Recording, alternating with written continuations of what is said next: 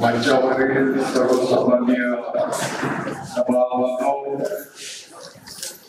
महायुतीचे सर्वसामान्य नेतेगण, उपस्थित असलेले माझ्या माता भगिनी, सर्व समाज बांधव, उपस्थित बंधू आणि भगिनी, दैनंदिन जीवनामध्ये मार्गक्रमण करीत असताना जवळपास काही सुखदुःखाच्या घटनांमध्ये आणि जसं आता सांगण्यात आलं, देव देश आणि धर्माच्या कार्यामध्ये आपल्या समाजाचं जे काही योगदान राहिलेलं आहे, प्रत्येक घरापर्यंत एक संस्कृती कायम ठेवण्याचं पुण्याचं काम आपल्या समाजाच्या माध्यमातून त्या ठिकाणी संपन्न होत असतात. आणि म्हणून खरी गोष्ट जर बोलायचं झालं तर आपल्या समाजाचं सर्व जनतेच्या वतीने मी आभार व्यक्त करतो आणि तुमचं अभिनंदन करतो.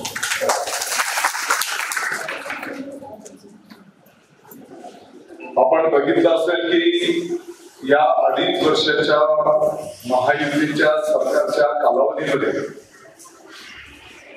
लहानातला लहान जरी समाज असेल, त्या समाजाची प्रगती झाली पाहिजे. त्यांना जर काही सोयी सवलती उपलब्ध करून दिल्या तर गरीबातल्या गरीब बांधवाला पण त्या ठिकाणी न्याय मिळू शकेल, त्याची प्रगती साध्य होऊ शकेल. आणि म्हणून आपल्या समाजासाठी त्या ठिकाणी महामंडळाची निर्मिती करण्यात आलेली आहे. येणाऱ्या काळामध्ये या महामंडळाच्या माध्यमातून विद्यार्थ्यांच्या शिक्षणाच्या संदर्भातल्या सोयी सवलती असतील, एखादा तरुण तरुणी स्वतःच्या पायावर उद्योग व्यवसाय उभा करायला घेत असेल तर त्याला त्या योजनेच्या माध्यमातून कर्ज उपलब्ध करून देणं, त्या कर्जामध्ये पण सवलती देणं, सबसिडी देणं, अशा प्रकारचं कार्य संपन्न होणार आहे. आणि एवढंच नाही तर आपल्या समाजाचे जे कोण प्रतिनिधी तिकडे काम करतील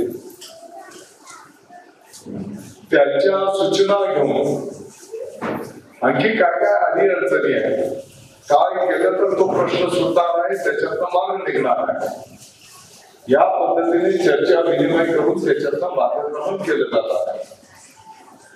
आणि म्हणून माननीय मुख्यमंत्री महोदय एकनाथजी शिंदे साहेब, उपमुख्यमंत्री माननीय देवेंद्रजी फडणवीस साहेब, माननीय अजितदादा पवार साहेब यांच्या नेतृत्वात महायुती सरकारचं मी आभार व्यक्त करतो की आपल्या समाजाच्या प्रगतीच्यासाठी आज हे महामंडळ त्या ठिकाणी त्यांनी करून दिलेलं आहे. येणाऱ्या कालावधीमध्ये महाराज आपल्याला सगळ्यांना मिळून त्याचा पाठपुरावा करून अगदी आमच्या मालेगावच्याही समाज बांधवांना त्याच्यातला लाभ कसा मिळेल त्याचा निश्चितपणे पाठपुरावा आणि त्याचे अंमलबजावणी त्या ठिकाणी करून घ्यावी लागणार आहे. आणि मी स्वतः त्याच्यासाठी पुढाकार घेईन.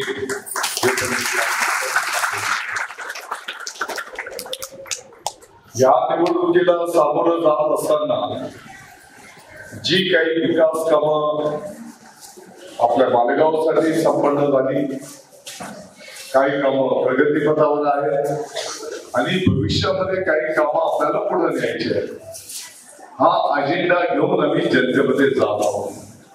आपण जर बघितलं असेल तर पाठीमागच्या काळामध्ये नागपूर रस्त्याच्या काष्टीला 5 कृषी महाविद्यालय 650 एकर जमिनीवर त्या ठिकाणी आकाराला येत आहे. कदाचित उद्घाटनाच्या कार्यक्रमाला आपल्यापैकी अनेक लोक आली असतील, त्यांनी प्रत्यक्ष डोळ्याने तो विकास त्या ठिकाणी पाहिला असेल. मालेगावच्या विद्यार्थ्यांना कृषीचं शिक्षण घ्यायला आता बाहेरगावी जावं लागणार नाही. शासकीय महाविद्यालय असल्यामुळे मोफत त्यांना कृषीचं शिक्षण या ठिकाणी मिळेल. उलट महाराष्ट्रातून हजारोच्या संख्येने विद्यार्थी आपल्या मालेगावला या कृषी पंढरीमध्ये शिक्षण घ्यायला येतील. शेकडो लोकांचा स्टाफ असेल. मालेगावच्या पासून तर महाराष्ट्राच्या लाखो शेतकऱ्यांच्या प्रगतीच्या दृष्टिकोनातून हे 5 कृषी महाविद्यालय त्या ठिकाणी कार्य संपन्न करणार आहे. ज्या महिला व बाल रुग्णालय लोढा मार्केटच्या शेजारी, ताई आपण बघितलं कोणी? लोढा मार्केटच्या शेजारचं हॉस्पिटल कोणी बघितलं? सगळ्यांनी बघितलं. त्याच्यामुळे आता सांगण्याची काही, कसं आहे हॉस्पिटल? छान आहे, सर्व सोयी. कोणाला 1 रुपया लागतो?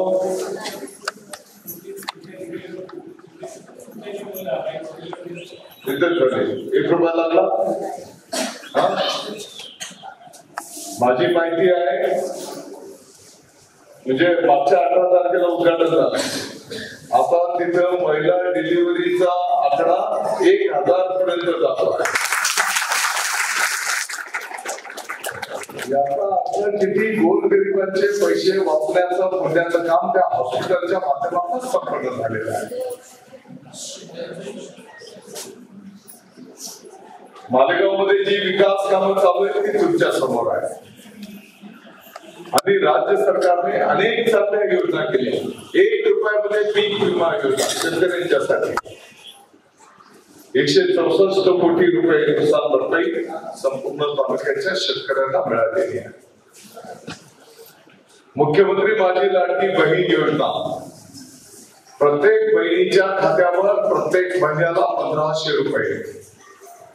माझ्या माहितीप्रमाणे आतापर्यंत 7,500 रुपये दीपावलीचं सुद्धा ऍडव्हान्स दिवाळी भेट आपल्या महायुतीच्या सरकारने बहिणींच्या खात्यावर निधी वर्ग करून केलेली आहे.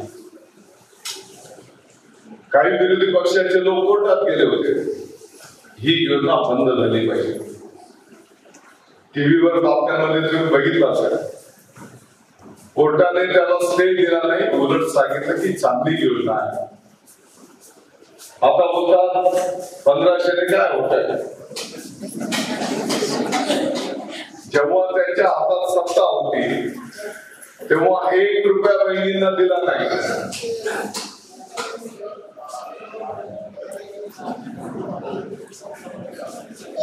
ते सांगतो, दीपावलीची ऍडव्हान्स भेट दिली ते सांगितलं नव्हे. आणि आता लाडक्या बहिणींना उलट आनंदाची बातमी आहे.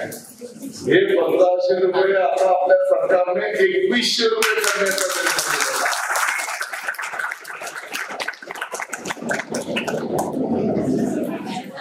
विरोधकांच्या पोटात आता जास्ती गोळा उठलेला आहे.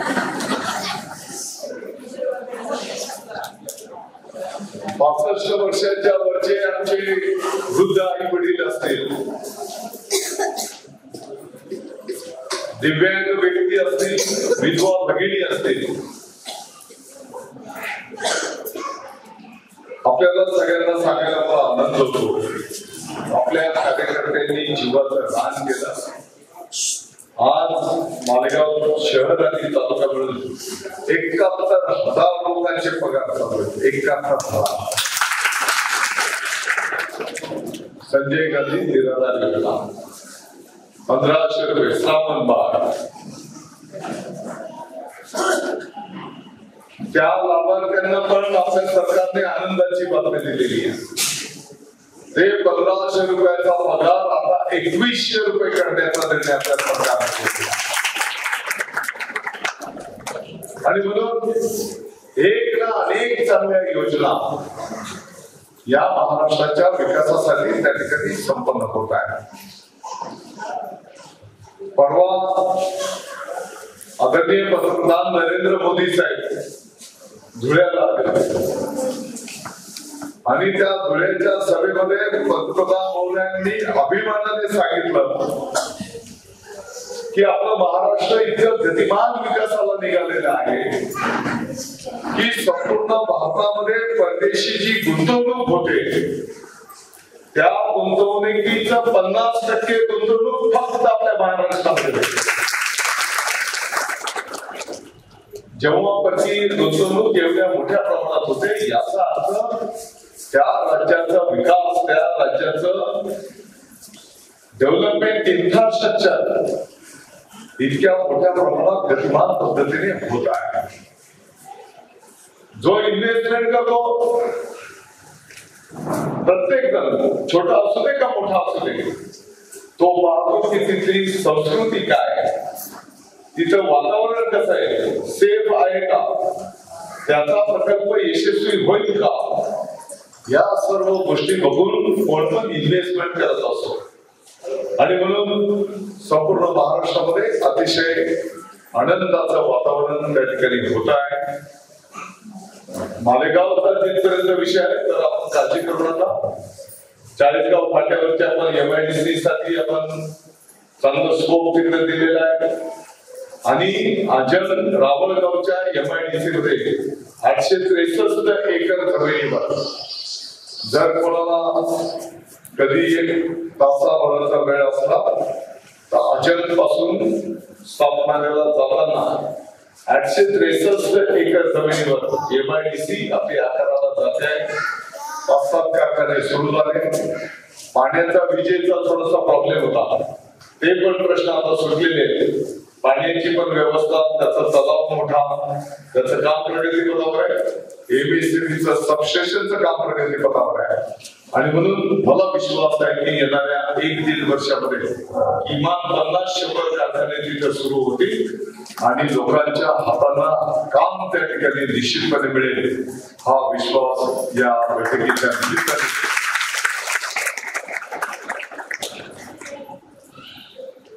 आता त्याचे सर मला विचारत होते की दादा भाऊ, मागच्या 15 दिवसापासून असेच समाज बांधवांचे पाठिंबा देणारे मेळावे चालू आहेत. माझ्या माहितीनुसार आजचा हा 28वा समाज बांधवांचा कार्यक्रम संपन्न होतोय की त्यांनी जाहीर पाठिंबा महायुतीला आणि धनुष्यबाणाला देण्याचा निर्णय त्या ठिकाणी केलेला आहे. आणि म्हणून तसं तर आपले शिवसैनिकच आहेत. गेल्या अनेक वर्षाच्या पासून आम्ही सर्वांनी सोबत त्या ठिकाणी काम केलेले महायुतीच्याच विचाराचे आपण सगळे लोक त्या ठिकाणी निश्चितपणे आहोत. या निवडणुकीचा एक विषय आणखी असा आहे की विरोधी पक्षावाले फक्त खोटा अपप्रचार करतात. जे उमेदवार आहेत, आपण काय केलंय, काय करणार आहोत ते बोलत नाही, फक्त खोटं बोलायचं, अपप्रचार करायचा. काही लोकांना मालेगाव मध्ये शांतता ठेवायची नाही. मालेगाव मध्ये चुकीचे व्यवसाय चालले पाहिजे, मालेगाव मध्ये गुंडगिरी असली पाहिजे, अशी काही लोकांची मानसिकता आहे. काही लोक राजे महाराजे विचाराचे आहेत की ज्यांना सामान्य माणूस कधीच भेटू शकणार नाही. आणि म्हणून आपण जर बघितलं असेल तर सकाळी 8 वाजेपासून तर रात्री 11 वाजेपर्यंत जे पण कोण ज्याचं अडीअडचण असेल, काही सुखदुःखाचा विषय असेल, तर त्यांच्याशी डायरेक्ट संवाद ते साधू शकतात, त्यांच्या अडीअडचणी ते ठेवू शकतात आणि ते प्रश्न सोडवण्याचा प्रयत्न आपण सगळ्यांनी मिळून त्या ठिकाणी निश्चितपणे केलेला आहे. तुमच्या सर्वांच्या आशीर्वादाने दादा भुसे सारख्या कार्यकर्त्याला मंत्रिपद जरी मिळालं असेल तरी मंत्रिपदाची हवा डोक्यात जाणार नाही याची पुरेपूर काळजी घेण्याचा प्रयत्न. मला वाटतं आमच्या दिदीने अतिशय तनयाने अतिशय कमी शब्दांमध्ये आपली परंपरा पुढे चालणार आहे. कमी शब्दांमध्ये जे तिने ठेवलं तर कमी शब्द किती मोठं बोलतात त्याची अनुभूती आपल्याला या ठिकाणी आली असेल. आणि म्हणून आपल्या सर्वांच्या ज्या भावना आहेत, एक कष्टपूर्वक आपण सर्वांनी मिळून मालेगावचं नाव एक चांगलं त्या ठिकाणी उभं केलेलं आहे. शिव महापुराण कथा आपल्या मालेगावला संपन्न झाली. अनेक लोकांनी त्याला विरोध केला, आपल्याच लोकांनी. काहींनी कोर्टात केस टाकली, काहींनी पोलीस स्टेशन मध्ये तक्रारी केल्या, आणि तेच लोक आता उड्या मारतायत मत मागायला. आता शिवपुराण महाराजांचं काही वाईट झाली का?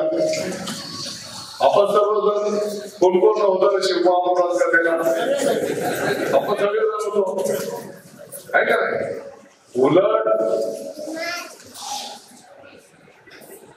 त्या महाराजांचे भारतात अनेक कार्यक्रम होतात झाले, पण ते सुद्धा मालेगावचं नाव 100 ठिकाणी काढतात.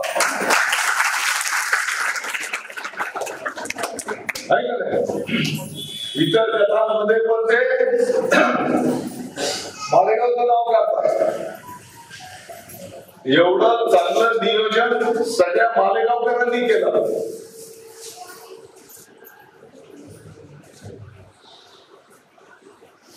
अनेक प्रसंग आपण सांगू शकतो,